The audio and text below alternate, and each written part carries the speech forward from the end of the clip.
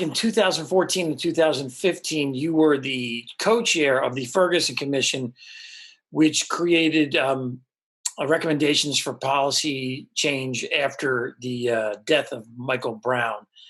And I'm wondering, given your work in that area, if you're seeing parallels here in the current crisis with the coronavirus hitting disproportionately the Black community there, any parallels you're picking up on? Yeah, no, I appreciate the question. I was on a call earlier this week with the Association of Black Foundation Executives, and Nat Williams, who's the executive director of the Hill Snowden Foundation. They support a lot of community organizing based in DC. Made the comment in one of the closing sessions that unfortunately we have reached this point where the only time Black lives matter is when Black people are dying. Right.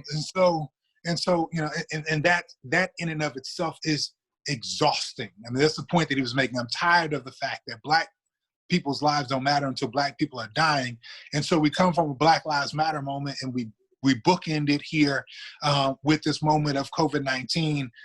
And it seems that, as I read earlier this week, it seems that when this was everybody's issue and everybody's problem, it was everybody's responsibility to stay home. And now that we see the disproportionality of Black and brown people dying, it's time for us to get the economy back open and go back to work. Right.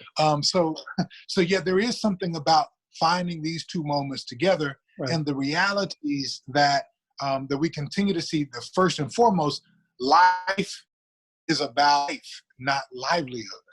That's really well put. Life is first about life, not livelihood. With that in mind, where do we go from here? Yeah, I mean, I think there are a couple of pieces. I think in the same way that, and I've been working with our local Black newspaper, the St. Louis American, on this. Yeah. Kind of talking with them about and hearing them talk about how to cover this versus how they cover Ferguson. Okay. Right. Ferguson, you know, the difficulty is that Ferguson was at one initiating event, right, which was the death of Michael Brown Jr. Right. Michael Brown died, but he died once. Right. And after that, it was a coverage of the response. Here, we have death counts daily. Right. And so the capacity to follow and tell the story is absolutely difficult. We have not fully told Jasmine Dixon's story. 31 years old, Red Cross, graduate of the historically Black college here in St. Louis, Harris Stowe State University. We have not told her story. We've not told Judith Wilson Griffin's story. You know, a nurse, I don't know what nursing school she went to. I don't know why she got into nursing. You know, but we do know these are caregivers, providers, people who have given themselves to the social sector, social services, and social change. And so I think we got to tell that story. But I also think, you know, part of the work we've got to do is to continue to organize.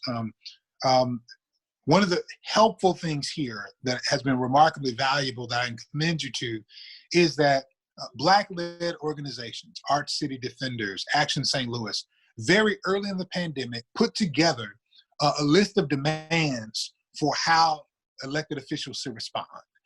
In every area, from response to the unhoused to the incarcerated, really saying that we need to center the most marginalized and destitute people in the response, and you need to give an account for that. And made that into a petition. Our organization, of course, signed on, helped to push it out and organize. More than 2,000 citizens in a week signed on to say, this is what the response needs to look like. I use that as an example to say that we have to begin to reframe what relief and response looks like from the perspective of Black and brown communities who have been marginalized.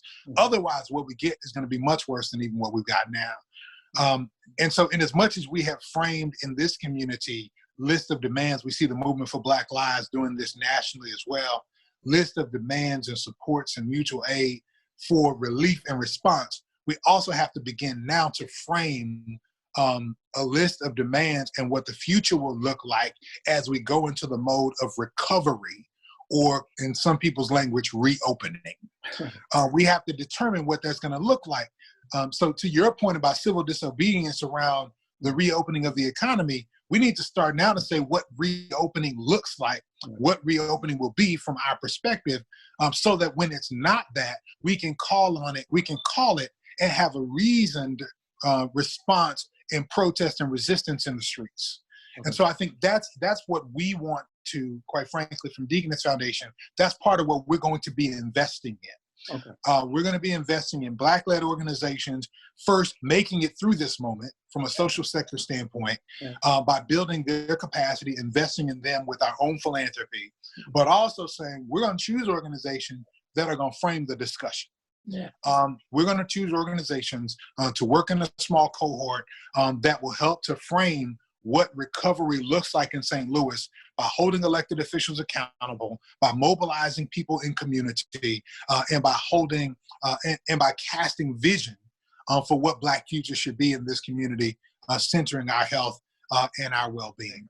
We're going to launch some work later this week, really kind of talking about how we support this and drive this from the Black perspective, and support people who are doing this work on the front lines at every single level. I'm excited about the Million Masks project that the Black Church PAC is leading, and Jack Dorsey, another St. Louisan, who's investing in that project. But I think we've got to do that in this moment in the interest of a just relief and a just recovery. Yeah. And if we don't see that happening, then it's time to mobilize a remarkable resistance.